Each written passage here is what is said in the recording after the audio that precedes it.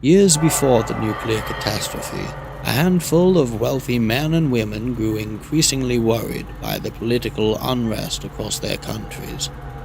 Moral panic, witch hunts, and censorship spread like wildfire.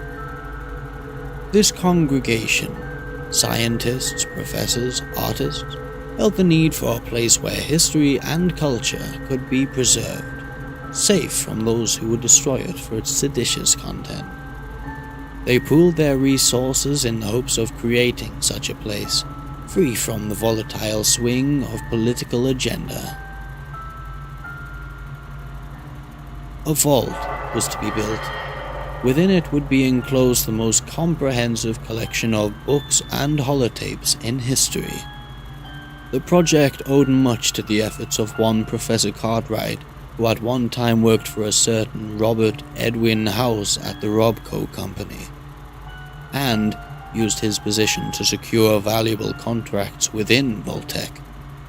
As the construction of this library began, the intellectuals gathered their private collections, hunted tirelessly for rare texts to complete them.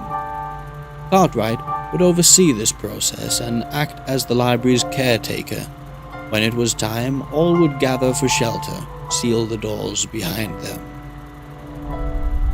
None of them could predict, however, that the bombs would fall so early, and when they did, Cartwright was alone in the library.